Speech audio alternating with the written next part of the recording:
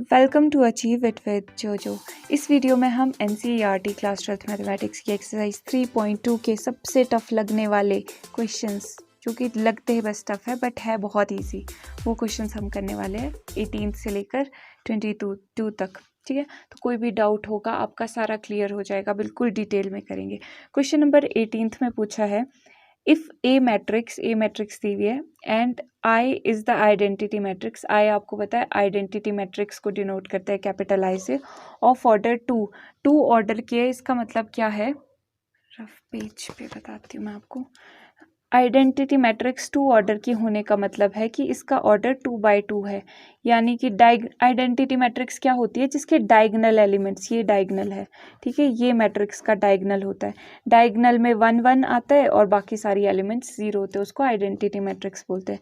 ठीक है, तो आई क्या है, आइडेंटिटी मैट्रिक्स है ऑफ ऑर्डर 2, और हमें शो क्या करना है, शो दैट आई प्लस ए, ये left hand side right hand side के इक्वल हमें शो करनी है।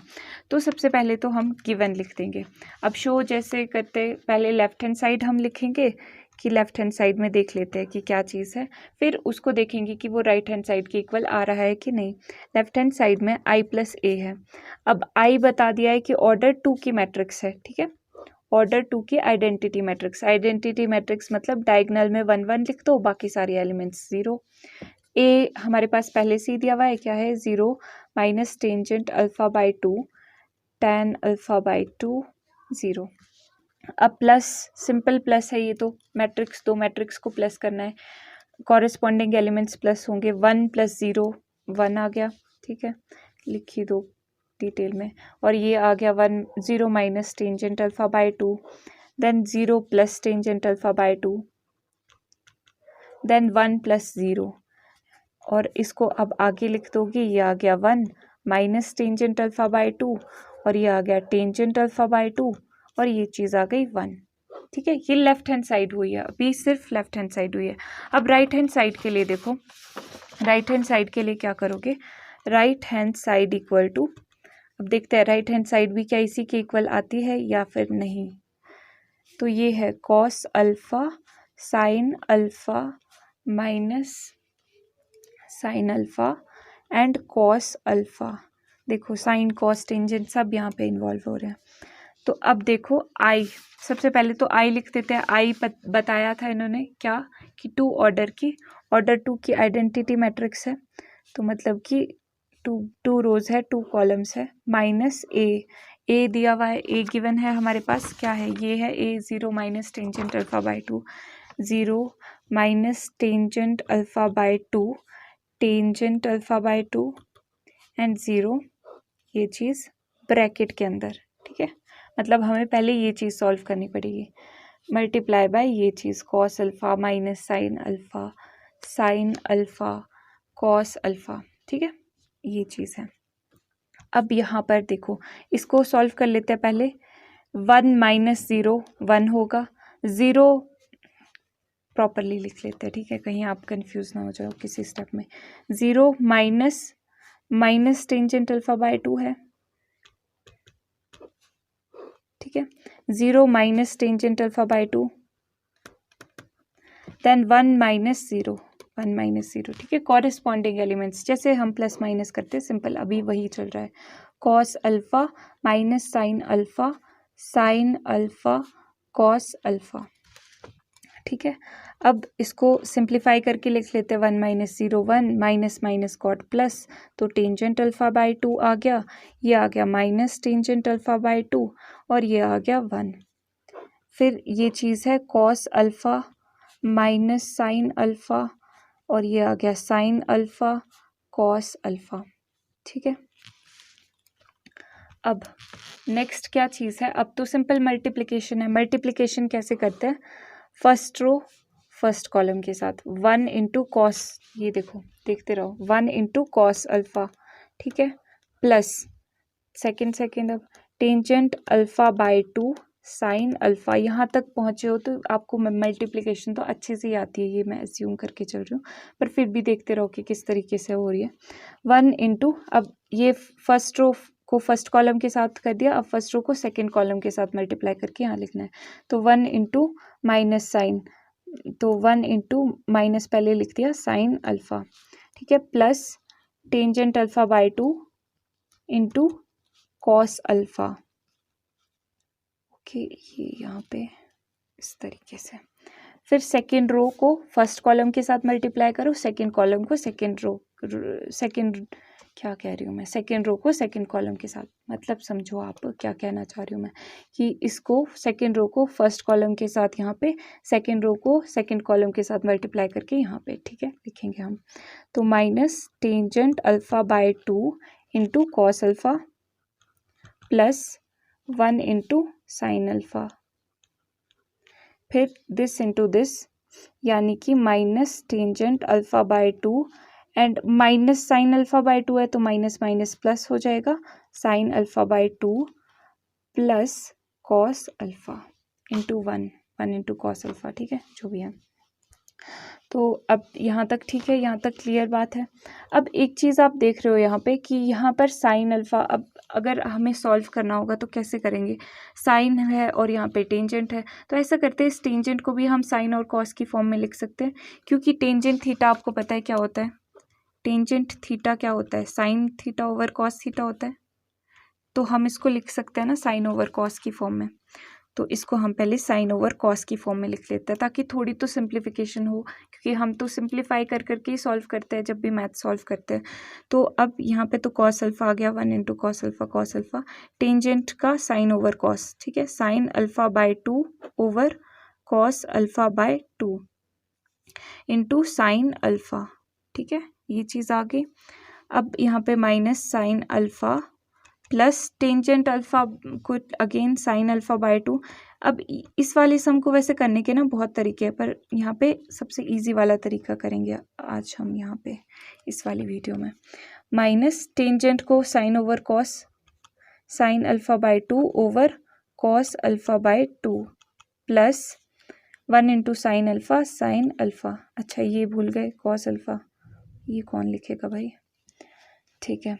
अब ये भी लिख दो, टेंजेंट अल्फ़ा बाय 2, अच्छा इसको भी साइन ओवर कॉस लिख देते हैं, sign alpha by 2 over cos alpha by 2 sign alpha by 2 plus cos alpha. अब हर जगह से हमने टेंजेंट की जगह साइन ओवर कॉस लिख दिया, ठीक है, क्योंकि टेंजेंट थीटा क्या होता है, साइन ओवर कॉस थीटा।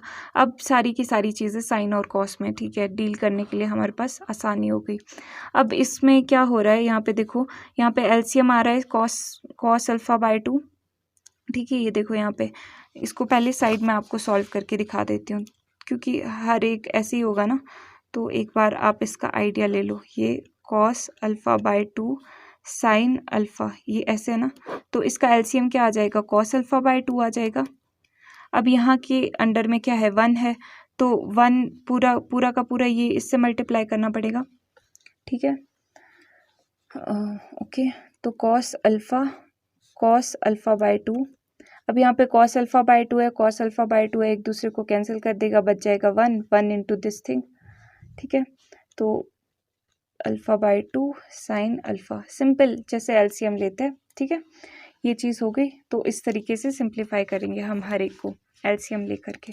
तो ये क्या आया था, देखो कॉस अल्फ़ा बाय 2, ये आ गया कॉस अल्फ़ा, इसके नीचे कुछ नहीं है तो ये इसके साथ मल्टीप्लाई हो जाएगा, प्लस यहाँ पे कॉस अल्फ़ा बाय 2 है, कॉस अल्फ़ा बाय 2 है, कैंसिल करके 1 आ जाएगा, 1 इंटू जो न्यूमरेटर में चीज़ है वो चीज़, सिंपल एलसीएम, ठीक है।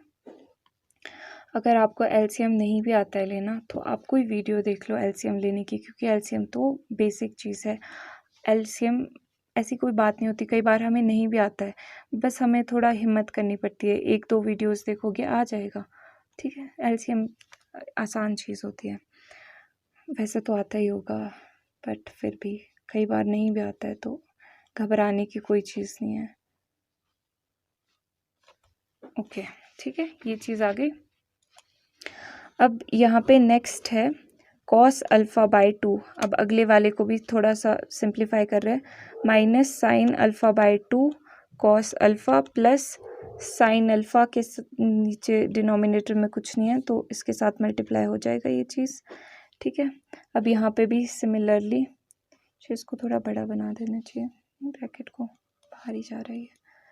कॉस अल्फ़ा बाई 2, अब यहाँ पे क्या आ जाएगा ये देखो, sine alpha by 2, sine alpha by 2 plus cos alpha into cos alpha by 2। ठीक है, ये चीज़ आ गई, डन। अब देखो, अब यहाँ से आगे इसकी सिंप्लीफिकेशन कैसे होगी, फॉर्मूले के थ्रू। फॉर्मूला जो हम पहले भी किसी क्वेश्चन में यूज़ कर चुके हैं, आई थिंक 11th क्वेश्चन था, जिसमें हम पहले भी ये फॉर्मूला लर्न कर लिया हमने कि क्या होता है कॉस एक्स प्लस वाई और साइन एक्स प्लस वाई का formula, plus y plus minus y दोनों के लिए होता है ये। यहाँ पे अगले पेज पे लिख देती हूँ, आपको ईजी रहेगा। देखो, cos x plus minus y क्या होता है, कॉस को कोई डिस्टर्बेंस पसंद नहीं होती, हमने याद करने का तरीका भी देखा था ना, कॉस को पढ़ाई में कोई डिस्टर्बेंस पसंद नहीं है, तो कॉस वाले पहले वो साथ में रख लेता है, माइनस कर देता है साइन वाले की, तुम साइन वाले दूसरे कमरे में जाके पढ़ो, ठीक है, या फिर दूसरी जगह में जाके पढ़ो। ये है कॉस का सिस्टम, तो माइनस प्लस ऐसे लिख दो। अगर प्लस का है तो यहाँ पे माइनस आएगा, मतलब समझते हो ना, इसका मतलब तो समझते हो कि प्लस जो ऊपर चीज़ लिखी होती है वो ऊपर वाले को कॉरेस्पॉन्ड करती है, जो नीचे वाली चीज़ लिखी होती है, मतलब कॉरेस्पॉन्ड करने का मतलब क्या है कि अगर सिंपल ये चीज़ प्लस के लिए ये फॉर्मूला निकालना हो तो ये ऐसे लिखोगे, प्लस ऊपर है ना तो ऊपर वाला साइन आप कंसीडर करते हो ऐसे। माइनस के लिए क्या हो जाएगा, यही अगर माइनस वाला है तो माइनस ऐसे लिखोगे, कॉस एक्स कॉस वाई, और ये प्लस, देखो माइनस नीचे था ना तो नीचे वाला साइन कंसीडर करते हो। ऐसे फॉर्मूले याद रखे जाते हैं, कईयों को इसमें थोड़ी सी कंफ्यूजन होती है कि ये कैसे, ठीक है। तो एक ये फॉर्मूला था और एक हमने देखा था साइन वाला, sine x plus minus y. अब साइन को कोई डिस्टर्बेंस नहीं होती, साइन इज़ लाइक ओके, ठीक है, चलेगा, कोई भी पढ़ रहा है मेरे साथ तो हम एडजस्ट कर सकते हैं, ठीक है। तो साइन इज़ लाइक कि ठीक है कर दो, जो भी है साइन कॉस मिक्स पढ़ लेंगे सारे, तो कॉस एक्स साइन वाई, इस तरीके से हमने याद रखा था, ठीक है, इजी है ये। अब ये भी वैसे ही है, प्लस प्लस प्लस वाला है तो सारी प्लस हो रहे हैं यहाँ पे, ठीक है, माइनस वाला है यहाँ पे, ये कॉरेस्पॉन्ड।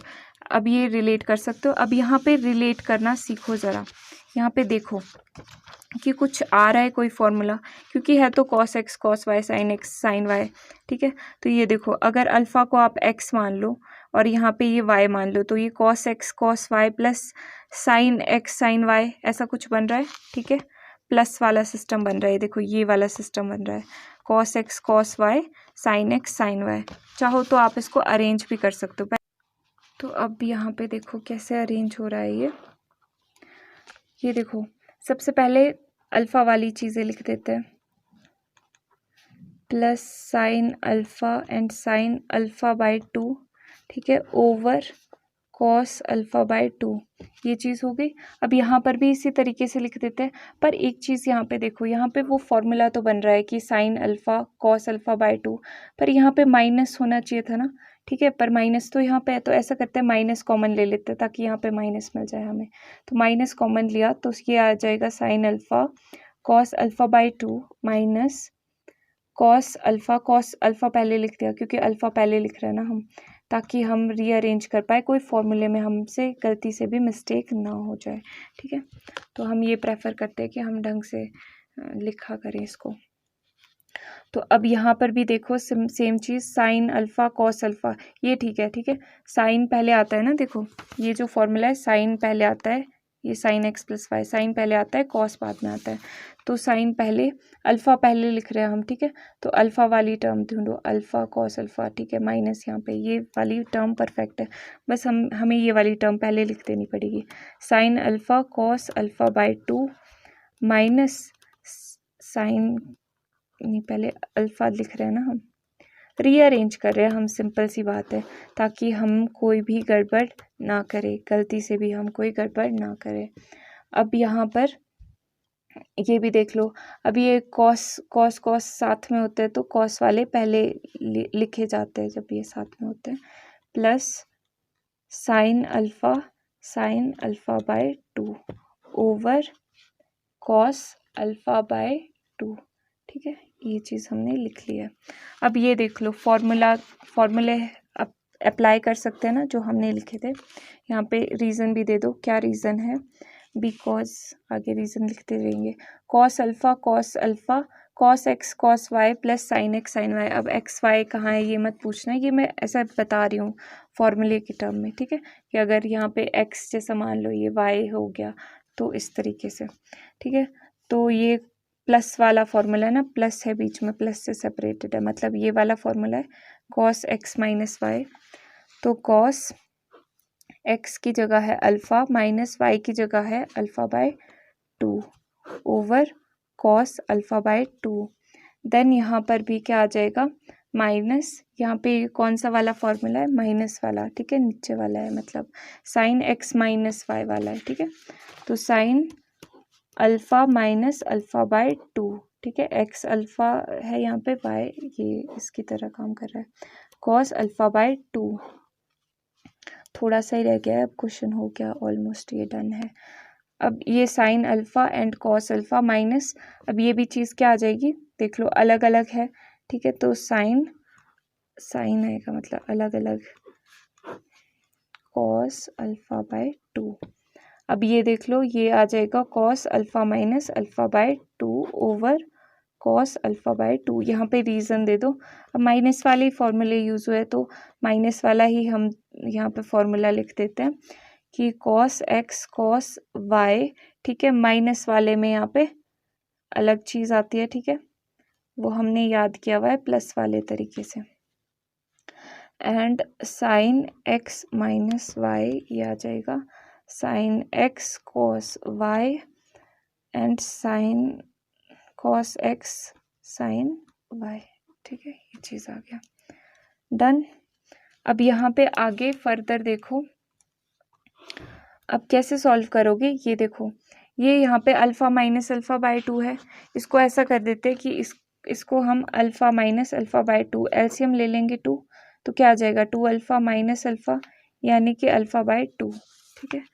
तो cos alpha by 2 over cos alpha by 2, नहीं होल के ऊपर नहीं है ना, अल्फ़ा बाय 2 ऐसे, और यहाँ पे minus sine alpha by 2 over cos alpha by 2, यहाँ पर sign alpha by 2 over cos alpha by 2, यहाँ पर भी cos alpha by 2 over cos alpha by 2, क्योंकि ये तो सेम ही टर्म है ना, तो सेम ही तो एलसीएम आएगा, सेम ही सॉल्व करके, अल्फ़ा बाय 2 ही आ रहा है इसको सॉल्व करके, तो ठीक है।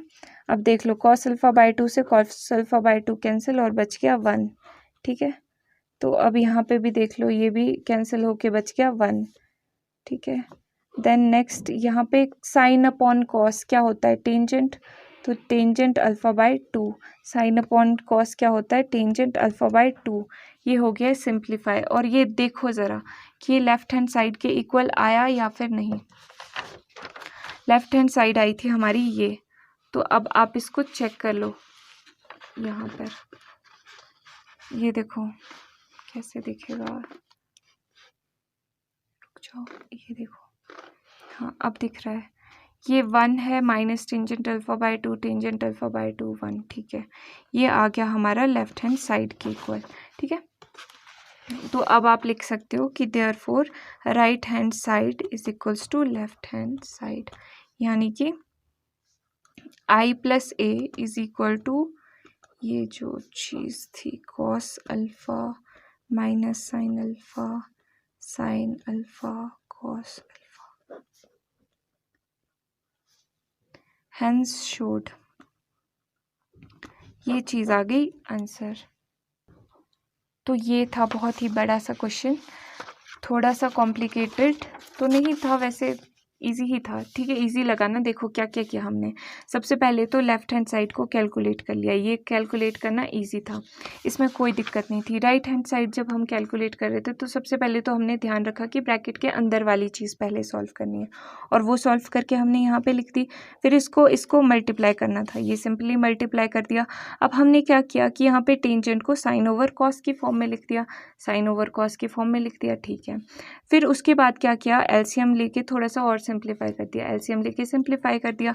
अब हमने देखा कि ये तो कुछ फार्मूला बन रहा है, पर फार्मूले में हम कोई भी गलती ना करें, इसके लिए हमने क्या किया कि फार्मूला पहले अपने माइंड में तो क्लियर कर दिया, रफ पे कहीं पे लिख दिया, ठीक है। फिर हमने देखा कि चलो अब कॉस ए को अल्फ़ा मान लेते, ए को अल्फ़ा बाय 2, ए को पहले लिख देते, एक को बाद में प्रेफरेंस देते हैं, ठीक है। तो अल्फ़ा को हमने पहले प्रेफरेंस दी, अल्फ़ा बाय 2 को हमने बाद में प्रेफरेंस दी, ठीक है।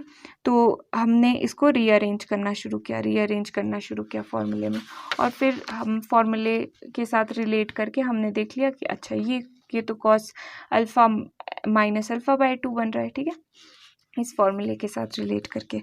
और फिर उसके बाद तो सिंप्लीफिकेशन ही थी, और ये लेफ्ट हैंड साइड के इक्वल आ गया, और हमने ये शो कर दिया। नेक्स्ट क्वेश्चन देखते हैं। अब क्वेश्चन नंबर 19 को देखो, बहुत मज़ेदार क्वेश्चन है। पहले इसमें सिचुएशन समझनी है हमें। क्या है, अ ट्रस्ट फंड हैज़ ₹30,000। एक ट्रस्ट फंड है जिसके पास 30,000 रुपीज़ है, that must be invested in 2 different types of bonds. अब थोड़ा सिंप्लीफाई करके इसको समझते हैं। आपके पास मान लो 30,000 रुपीज़ है, ठीक है, आपके पास 30,000 रुपीज़ है, और अब आप चाहोगे, अब आप क्या करना चाहोगे, अब आपके खर्चे वर्चे तो सारे हो गए, अब आप चाहोगे कि आप कहीं पे ऐसी जगह पे इन्वेस्ट करें कि कहीं पे 2 के 4 रुपए वापस मिल जाए, कहीं आप 100 रुपीज़ लगाओ तो 200 वापस मिल जाए, 200 नहीं तो 110 रुपीज़ मिल जाए, कुछ तो वापस मिल जाए, ठीक है। ऐसी जगह पे आप इन्वेस्ट करना चाह रहे हो, ठीक है। अब आपके पास 2 जगह इन्वेस्ट करने के लिए, 2 डिफरेंट टाइप्स ऑफ बॉन्ड्स। अब बॉन्ड्स ऐसी जगह मान लो कि आपने जहाँ पे पैसे रख दिए तो आप अब वापस नहीं निकाल सकते उसमें से 1 साल तक, उसको आप पैसे को टच नहीं कर सकते, और आपको मिल कुछ नहीं रहा है, बॉन्ड मिल रहा है सिर्फ आपको, ठीक है।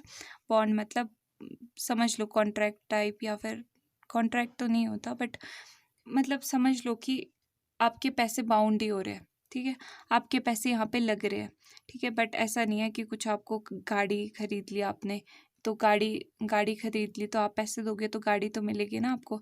यहाँ पे सिर्फ आपको एक तरह की सिक्योरिटी मिल रही है, ठीक है, कि आपके पैसे यहाँ पे सेफ है, और आपको जैसे बैंक में रखते हैं ना हम, एफडी वगैरह, या कुछ कहीं पे बैंक में इन्वेस्ट करते हैं कि अच्छा ठीक है आप यहाँ पे बैंक में रख लो, आपको 1 साल बाद हम इतने रुपीज़ वापस दे देंगे, ठीक है। तो यहाँ पे देखो, अभी आपके पास 30,000 रुपीज़ है, 2 टाइप्स के बॉन्ड्स में आपने इन्वेस्ट करना है। अब 2 टाइप आपके पास चॉइसेस है कि 2 टाइप्स के बॉन्ड में आप इन्वेस्ट करो। अब पहला बॉन्ड क्या बोलता है कि आप हमारे पास बॉन्ड रखो, ठीक है। पहला व्यक्ति बोलता है आपको, पहला पर्सन आके बोलता है कि आप हमारे पास बॉन्ड रख लो, ठीक है, हमारे पास जो बॉन्ड्स है उसमें आप इन्वेस्ट करो, ठीक है, उसमें आप पैसे लगाओ अपने, तो हम आपको 5% रिटर्न देंगे। और दूसरा बोलता है 7% रिटर्न देंगे। अब 5% रिटर्न और 7% इंटरेस्ट लगाने का क्या मतलब है, यहाँ पे लिखा हुआ है ना कि the first bond pays 5% per year, the second bond pays 7% interest per year. मतलब कि 5%, अगर आप 100 रुपीज़ बॉन्ड में लगा रहे हो, ठीक है, 100 रुपीज़ आप बॉन्ड में इन्वेस्ट कर रहे हो, तो आपको 1 साल बाद कितने रुपीज़ मिल जाएंगे, 105 रुपीज़ वापस मिलेंगे, ठीक है। आपने आज 100 रुपीज़ दिए तो 1 साल बाद आपको 105 मिलेंगे, ठीक है। 100 रुपीज़ तो मिल ही रहे हैं, साथ में 5 रुपये का आपको प्रॉफिट हो गया। यहाँ पे कितने मिल रहे हैं, 107 रुपीज़ मिल जाएंगे। अब मैंने यहाँ पे कैसे बोल दिया कि 105 और 107 मिलेंगे, कुछ कैलकुलेट करने का फॉर्मूला तो होता होगा ना। सिंपली जितने रुपीज़ मैंने इन्वेस्ट करने हैं, जैसे 100 रुपीज़ में इन्वेस्ट कर रही हूँ और 5% का इंटरेस्ट मिल रहा है, तो 5/100% को जब कन्वर्ट करते हैं तो 5/100 लिख सकते हो ना आप। तो 100 से 100 कैंसिल, 5 रुपीज़ का आपको प्रॉफिट मिल जाएगा। मतलब ओरिजिनली 100 तो कर ही रहे थे, 5 रुपीज़ का प्रॉफिट 105 रुपये मिल गए, ठीक है। इस तरीके से 7% में भी आप देख सकते हो। यहाँ पे 100 ही क्या, यहाँ पे 1000 भी हो सकता है। अगर 1000 रुपीज़ है तो 1000 रुपीज़ में आपको कितना मिलेगा, ठीक है, 1000 रुपीज़ में 7% प्रॉफिट का आपको कितना मिल जाएगा, 2 0 कैंसिल, 70 रुपीज़ आपको मिल जाएंगे, ठीक है। प्रॉफिट एडिशनल मिलेंगे, ठीक है। जो आपने यहाँ पे रखे हुए हैं बॉन्ड पे इन्वेस्ट किए हुए, वो तो मिलेंगे ही मिलेंगे, प्लस 70 रुपीज़ और मिल जाएंगे, ठीक है। ये मतलब है। तो अब ये देख रहे हो यहाँ पे क्या क्या इन्फॉर्मेशन है हमारे पास। अब क्या पता करना है, using matrix multiplication determine how to divide, ठीक है। मैट्रिक्स मल्टीप्लिकेशन का यूज़ करके बताओ कि हम कैसे डिवाइड करें this amount among the two types of bond. ठीक है, हम कैसे इन दोनों बॉन्ड्स में इन्वेस्ट करें, कितना कितना लगाएं। हमारे पास चॉइसेस तो बहुत सारी है कि अच्छा ऐसा करते हैं 30,000 20,000 यहाँ पे इन्वेस्ट कर देते हैं, 10,000 यहाँ पे कर देते हैं, या पूरे 10,000 यहाँ पे कर देते हैं, 20,000 यहाँ पे। किसी भी तरीके से हम इन्वेस्ट कर सकते हैं ना, बहुत सारे तरीके हैं। तो हम कैसे इन्वेस्ट करें। अच्छा चलो मान लो यहाँ पे मैंने 100 रुपीज़ इन्वेस्ट के, यहाँ पे मैंने 100 रुपीज़ इन्वेस्ट के, 100 ही है मेरे पास मान लो टोटल। एक जगह पे मैंने 50 रुपीज़ इन्वेस्ट के, तो दूसरी जगह पे 50 रुपीज़ ही बचेंगे इन्वेस्ट करने के लिए। एक जगह पे मैंने 100 में से 30 रुपीज़ इन्वेस्ट किए, दूसरी जगह पे कितने बच जाएंगे, 100 माइनस 30 यानी कि 70 रुपीज़ इन्वेस्ट करूँगी दूसरी जगह पे। तो आप देख रहे हो कि यहाँ पे तो जितने भी कर दिए, मत मान लो एक्स कर दिए, पर यहाँ पे कितने बचेंगे, जितने बचेंगे ना टोटल में से जितने बचेंगे उतने ही करोगे। तो 30,000 माइनस एक्स आप यहाँ पे लिख सकते हो। ठीक है, अब ये दो इन्फॉर्मेशन आपके पास है। ठीक है, ये समझ रहे हो, यहाँ तक बात आपको समझ आई। एक बार मैं फिर से बता देती हूँ। आपके पास 30,000 रुपीज़ पड़े हुए हैं और अब आपको ऐसी जगह पे इन्वेस्ट करना है, बॉन्ड्स में इन्वेस्ट करना है। अब बॉन्ड्स में भी दो आपके पास ऑप्शंस है, या तो आप 5% पे इन्वेस्ट करो, ठीक है, पैसे लगा दो, आपको 1 साल बाद ही वो पैसे वापस मिलेंगे, पर कुछ प्रॉफिट के साथ मिलेंगे। ठीक है, और 7% इंटरेस्ट का मतलब है कि आपको 7% इंटरेस्ट लग करके वो वापस मिलेंगे पैसे। ठीक है, तो अब यहाँ पे हमें ये डिसाइड करना है कि कितने कितने कहाँ कहाँ पे लगाएं। अब हम ऐसे ही नहीं है कि अब हम हमारे को कुछ डिजायर्ड अमाउंट पे, देखो, if the trust fund must obtain an annual total interest of this rupees. अब एनुअल का मतलब है कि साल वाइज। ठीक है, एक साल में एनुअल फंक्शन भी होता है, आपने ये वर्ड बहुत बार सुना होगा। एनुअल का मतलब होता है साल वाइज, एक साल में हमारे को 1 साल बाद हमें 1800 रुपीज़ मिले। ऐसे कैसे इन्वेस्ट करें। तो हमें अब हमारे माइंड में गोल क्लियर है कि हमें प्रॉफिट कमाना है 1800 रुपीज़ का। ठीक है, ये चीज़ है, क्लियर है। आउटपुट हमें पता है। ठीक है, आउटपुट हमें 1800 रुपीज़ चाहिए। तो अब हम क्या कर देंगे कि अभी हमारे पास दो ऑप्शंस है।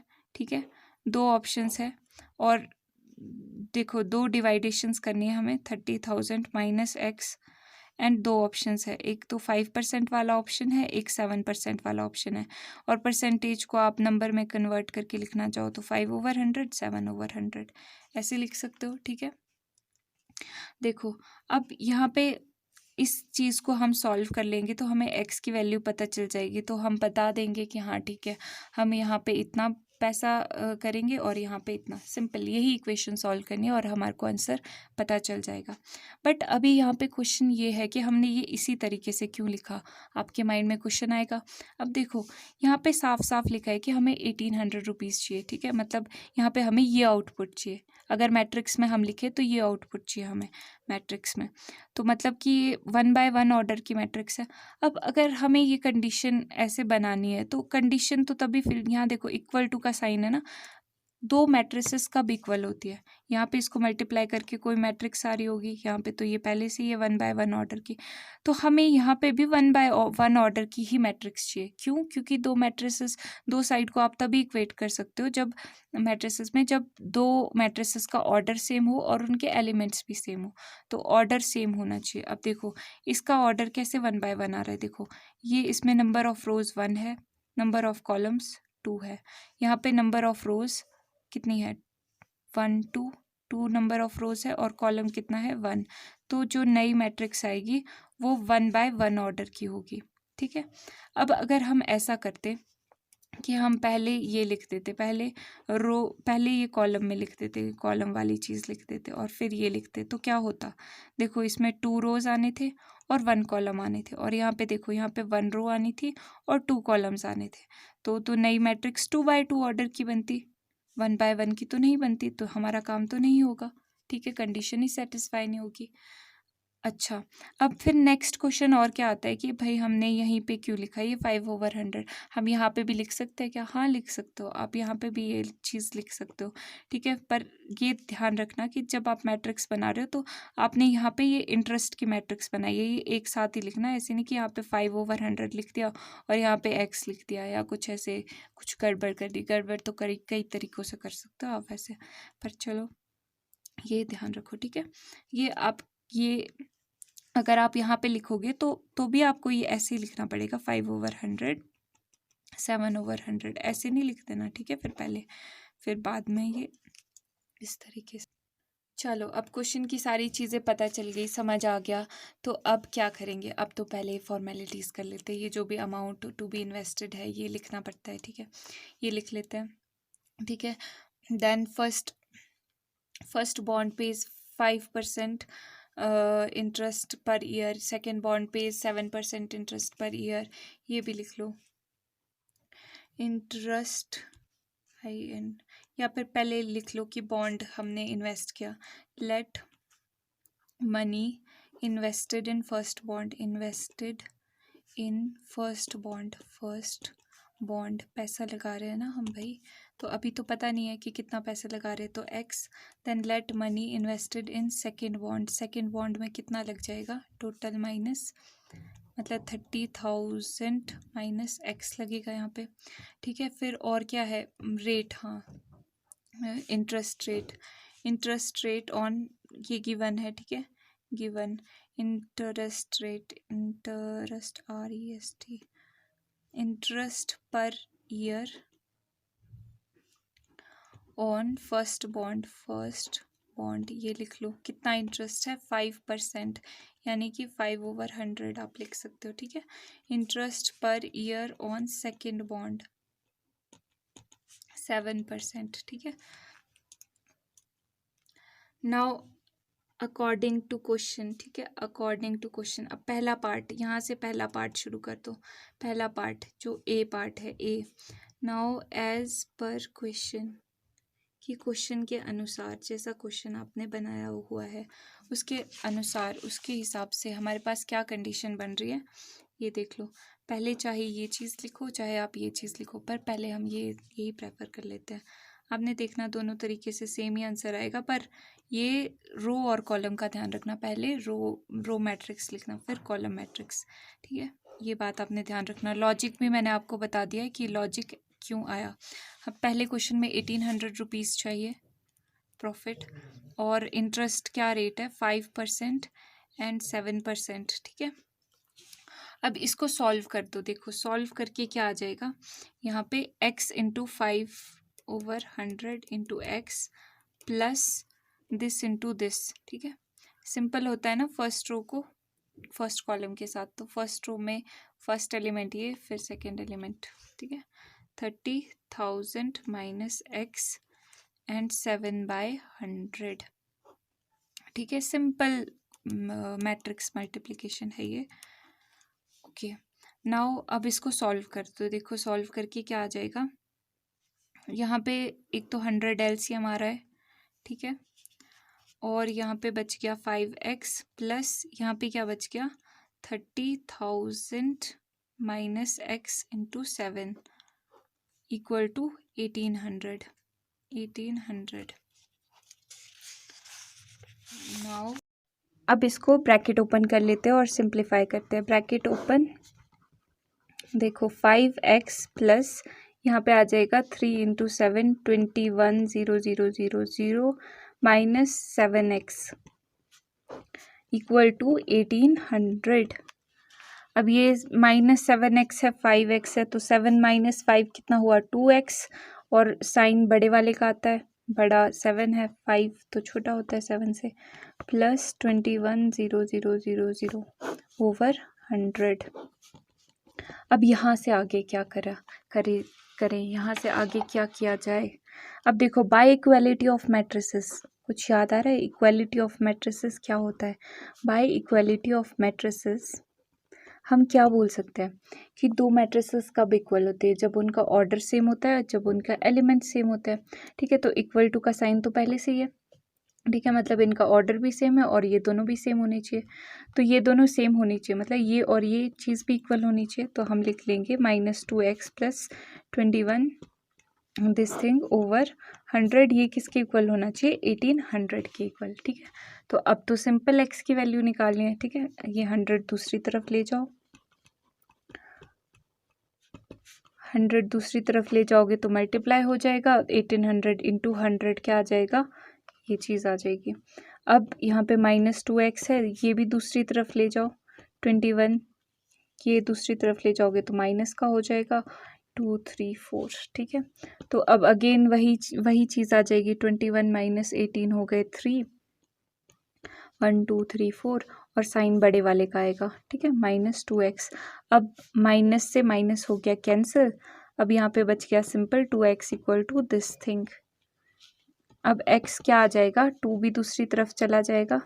ठीक है, तो दूसरी तरफ डिवाइड हो जाएगा, 2 1 2 हो गया, 5 0 0 0। ठीक है, तो x आ गया 1500 नहीं 15,000। तो x आ गया 15,000। मतलब हमने क्या किया कि हमने फर्स्ट बॉन्ड में 15,000 रुपीज़ इन्वेस्ट किए।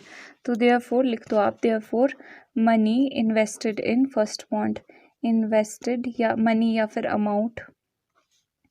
अमाउंट लिख दो, अमाउंट या फिर money invested in first bond जो कि 5% रिटर्न दे रहा था, उसमें हमने 15,000 रुपीज़ इन्वेस्ट किए। अब मनी या फिर amount invested in second bond में कितना, 30,000 माइनस ये जो 15,000 हमने यहाँ पे लगाए हैं। तो अब 30,000 माइनस 15,000 तो 15,000 आता है। तो 15,000 मतलब हाफ डिवाइड कर दिया हमने, देखो तब हाफ डिवाइड कर दिए, फिर जाके हमें इतने का प्रॉफिट मिलेगा। ठीक है, ये तो था फर्स्ट पार्ट, ये फर्स्ट पार्ट था जिसमें हमें 1800 का प्रॉफिट चाहिए था। ठीक है, अब हम 22,000 के प्रॉफिट के लिए जाते। ठीक है, थोड़ा और प्रॉफिट बढ़ा देते, देखते हैं कितना इन्वेस्ट करना पड़ेगा। तो अब पार्ट बी लिख देते, पार्ट बी अब बिल्कुल सेम वैसा ही आएगा। ठीक है, बस यहाँ पे देखो, नाउ एज पर क्वेश्चन बिल्कुल सेम ऐसे ही करूँगी, सेम ऐसे ही करना है, बस 1800 की जगह क्या आ जाएगा, 2000। तो देखो नाउ एज पर क्वेश्चन, यहाँ पे ये चीज़ सेम आ जाएगी, ये चीज़ सेम आ जाएगी, यहाँ पे बस क्या आ जाएगा, 2000 आ जाएगा। तो ये फटाफट से लिख लेते हैं, 30,000 माइनस x, 5/100, 7/100। और ये देख लो, अब ये मल्टीप्लाई करके सारी चीज़ें, ये लेफ्ट हैंड साइड की तो मल्टीप्लाई करके यही चीज़ आएगी, है ना, यही चीज़ आएगी लेफ्ट हैंड साइड की मल्टीप्लाई करके। कहाँ तक यही चीज़ आएगी, देखो ये चीज़ यहाँ भी सेम ही चल रही है, तो आप देख लो ये चीज़ जैसे आप करोगे यहाँ तक तो बिल्कुल सेम ही आएगी। ठीक है, यहाँ तक 1800 तक ये सेम ही बात आएगी, पर फिर भी चलो तसल्ली के लिए आपकी दोबारा से कर देते हैं। 5 × दिस थिंग, ये आ जाएगा x, 5/100 × x प्लस ये क्या आ जाएगा, 7/100 × 30,000 माइनस x इक्वल टू 2000। अब ये भी देख लो क्या आ जाएगा, एलसीएम ले लो, 100 आ गया एलसीएम। ठीक है, 100, 5x + 7 × 3, ये भी ओपन कर लेती हूँ मैं ब्रैकेट साथ में, क्योंकि हमें पता तो है ही कि किस तरीके से हुआ है। एंड देन यहाँ पे 2000 एंड ये आ गया अगेन -2x + 21, 4 बार 0, और ये चीज़ 2100,000 मतलब, है ना। तो अब by equality of matrices, therefore by equality of matrices, अब यहाँ पे चीज़ें चेंज होगी। ठीक है, वी हैव, अब इक्वालिटी ऑफ मैट्रिसेस क्या हो जाएगा, ये चीज़ इसकी इक्वल होगी। ठीक है, -2x + 2100,000 ओवर 100, ये चीज़ किसके इक्वल आ गई, 2000 के इक्वल। वहाँ पर पिछले वाले क्वेश्चन में ये 1800 के इक्वल थी। तो अब ये 100 दूसरी तरफ जाएगा तो क्या हो जाएगा, देख लो, 100 दूसरी तरफ चले जाएगा तो मल्टीप्लाई हो जाएगा, मल्टीप्लाई का मतलब 2 ज़ीरो यहाँ पे ऐसे लिख सकते हैं। तो अब ये दूसरी तरफ जाएगा तो क्या आ जाएगा, तो ये देख लो यहाँ पे ये आ गया, माइनस से माइनस कैंसिल, और ये आ चुका है ओवर 2, 2 5 10 हुए, 0 0 0, मतलब कि x आ गया 5000 रुपीज़। तो मतलब मनी इन्वेस्टेड या फिर amount, therefore amount invested in first bond, invested in first bond equal to कितना हो गया, ₹5000, and amount invested in second bond, कितना अमाउंट इन्वेस्ट किया, 30,000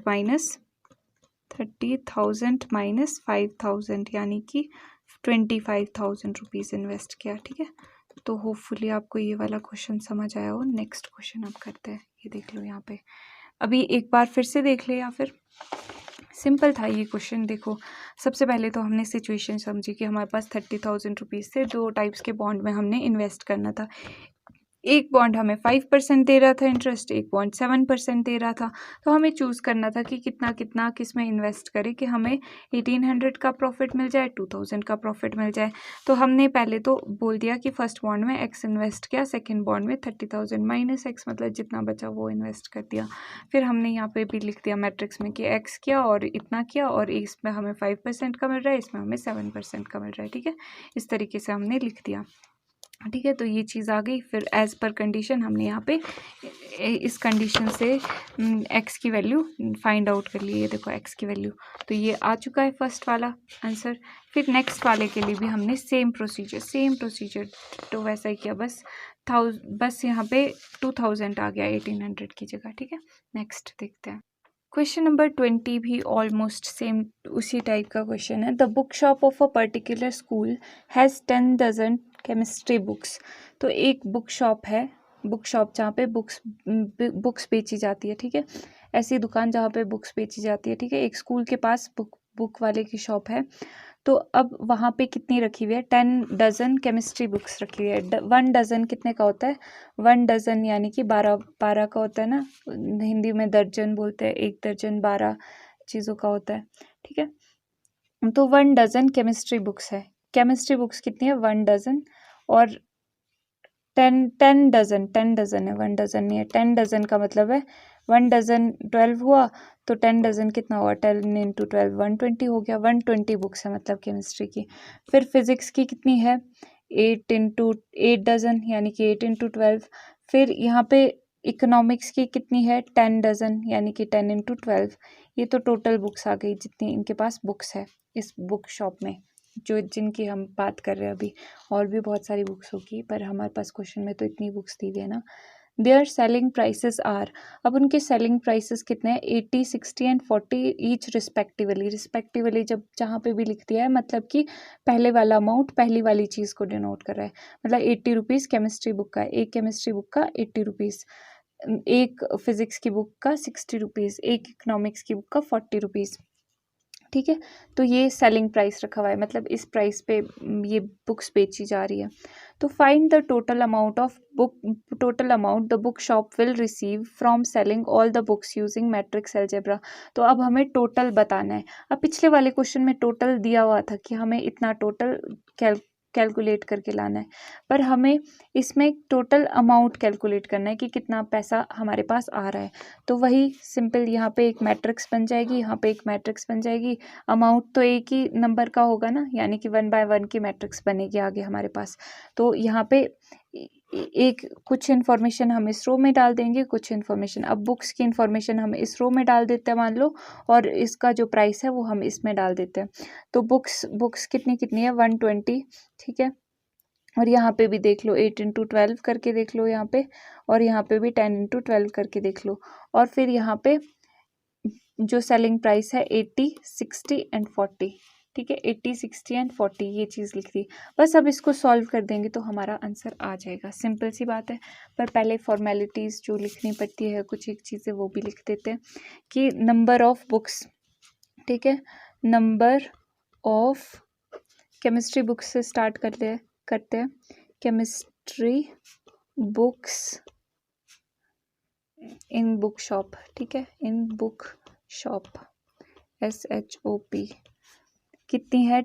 school has the particular school, book shop of particular school, school की ही book shop है। Okay चलो, इस information से तो हमें क्या लेना है, बुक शॉप किसी की भी हो। यहाँ पे हमें देखना है कि कैसे हम कर पाए। 10 डजन यानी कि 10 × 12, तो ये आ गया 120। सिमिलरली बाकी इंफॉर्मेशन भी लिख दो। नंबर ऑफ केमिस्ट्री के बाद फिजिक्स की books I, physics books in book shop, ये आ गया कितने डजन है?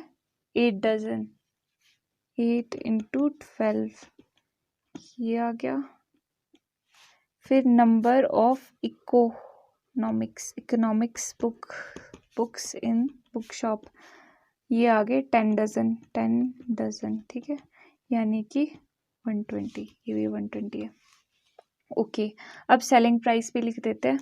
Selling price of a physics नहीं, पहले केमिस्ट्री लिख लेते हैं। केमिस्ट्री बुक इसी ऑर्डर में लिख देते हैं ना जिस ऑर्डर में दिया है। 80, 60 एंड 40 दिया हुआ है ना, तो केमिस्ट्री का 80 रुपीज़ है। देन फिजिक्स का है ₹60। देन इको का है, इकोनॉमिक्स का है 40 रुपीज़, ठीक है। Now total therefore total amount, ये भी लिख लेते हैं, total amount the book shop will receive, ये पूरा का पूरा क्वेश्चन से ही हम लिख देंगे।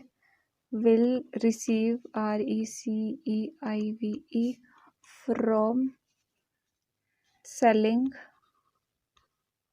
all the books equal to कितना आ जाएगा? ये सेलिंग प्राइस, सेलिंग इसको सेल करके कितना आ जाएगा? This multiply by this. तो अब ये देख लो 120, 96 एंड 120, 120, 96 एंड 120 एंड 80, 60 एंड 40, ठीक है। तो अब ये चीज़ कैलकुलेट कर लेते हैं। तो अब ये 120 × 80 प्लस 96 × 60 प्लस 120 × 40 तो ये चीज़ देख लो, ये तो हुआ 12, 8, 96, 96020 है, ठीक है। तो इस तरीके से हो जाएगा 96 × 60, अब ये कैलकुलेट करना पड़ेगा।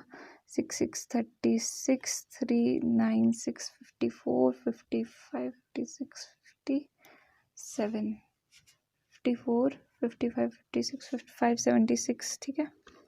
0 प्लस अब ये 12, 4800, ठीक है। ये चीज़ आ गई। अब इसको भी कैलकुलेट कर लो।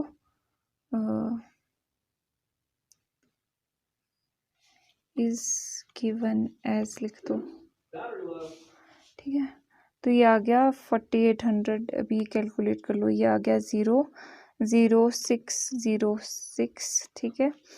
8, 7 एंड 6, तो ये आ गया 721, 2 कैरी आ गया 2, फिर आ गया ये देख लो, मतलब कैलकुलेशन कर लो यहाँ पे 2 आ गया, तो ये 20 आ गया if I am not wrong. तो ये चीज़ आ गई, ये आ गया हमारा आंसर। तो ये यहाँ पे आप लिख सकते हो इक्वल टू 20160 रुपीज़ टोटल मिल गए आंसर, ठीक है। यहाँ पे बिकॉज या जिस भी तरीके से आप लिख सकते हो, ठीक है। तो ये चीज़ आ गया आंसर। यहाँ पे आप फाइनली कंक्लूड भी कर सकते हो, ठीक है। डन, ये चीज़ हो गई सारी की सारी, देख लो। अब नेक्स्ट क्वेश्चन देखते हैं। क्वेश्चन नंबर 21 और 22 है। अब इसके लिए क्या लिखा हुआ है? पहले assume XYZ W and P are matrices of order 2/n। अब इसका ऑर्डर क्या दिया हुआ है? ये ऑर्डर दिए हुए रिस्पेक्टिवली, मतलब रिस्पेक्टिवली का मतलब है पहले वाले का ये ऑर्डर है, Y का ये ऑर्डर है, Z का ये है, W का ये है, P का ये है। Correct, choose the correct answer choose करना है। तो the restriction on N K P so that this will be defined are, मतलब अब ये क्वेश्चन है कि एन के और पी, ये स्मॉल पी है ना, इस पे क्या ऐसी रिस्ट्रिक्शन लगनी चाहिए कि ये चीज़ डिफाइंड हो। अब देखो P Y plus W Y ये मैट्रिक्स है, यानी कि आप यहाँ पे वाई अगर कॉमन ले लो तो ये इस तरीके से आ रहा है। देखो अब प्रॉपर्टीज़ क्या क्या बोलती है। अब ऑर्डर के पीछे बात तो ऑर्डर की है ना, ये एन के और पी तो ऑर्डर ही है, मतलब ऑर्डर वाली प्रॉपर्टीज़ यूज़ हो रही है। तो सबसे पहले दो मैट्रिक्स मल्टीप्लाई तो हो जाती है, ठीक है, किसी भी ऑर्डर की मल्टीप्लाई हो जाती है, तो यहाँ पे तो कोई इशू नहीं है। पर यहाँ पे देखो प्लस दो मैट्रिक्स कब होती है, जब उनका ऑर्डर सेम हो। दो मैट्रिक्स को आप तभी ऐड कर सकते हो जब उनका ऑर्डर सेम हो। तो अब इसका ऑर्डर क्या है, पी वाली का ऑर्डर है पी बाय के। डब्ल्यू वाली का ऑर्डर क्या है, डब्ल्यू वाली का ऑर्डर ये देखो, ये एक्स का है, वाई का है, जेड का है, ये डब्ल्यू का है, एन बाय थ्री। तो मतलब ये चीज़ें इक्वल होनी चाहिए, ठीक है, एन बाय थ्री एंड ये चीज़ें।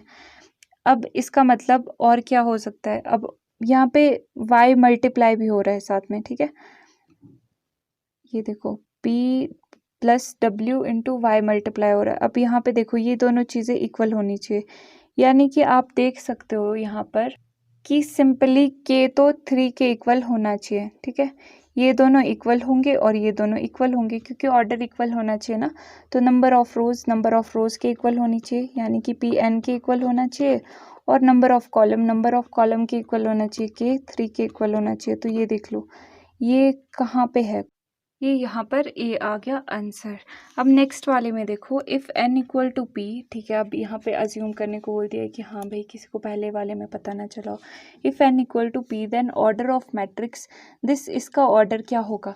अब अगेन ये दोनों माइनस हो चाहे प्लस हो, प्लस माइनस के लिए दोनों के लिए मैट्रिक्स को क्या होना चाहिए, ऑर्डर सेम होना चाहिए। अब इस एक्स का ऑर्डर क्या है, एक्स का ऑर्डर है 2/n ऑर्डर है, और इस z का ऑर्डर क्या है, इस z का ऑर्डर कितना है, z का ऑर्डर है, ये x का है, ये y का है, ये z का है, 2/p। अब 2 तो इक्वल है, मतलब n को p के इक्वल होना चाहिए, ठीक है। तो ये तो पहले से ही दिया हुआ है, ऑर्डर पूछा है, अच्छा ऑर्डर पूछा है 2/n और 2/p हो सकता है, तो 2/n है यहाँ पे दिया हुआ, तो b आ गया करेक्ट आंसर। तो होपफुली आपको इस वीडियो में जितनी भी चीज़ें थी वो समझ आई होगी। वीडियो को लाइक ज़रूर करना, शेयर करना, सब्सक्राइब करना, कमेंट में ज़रूर बताना कैसी लगी। मिलते हैं नेक्स्ट वीडियो में, तब तक एंजॉय लर्निंग।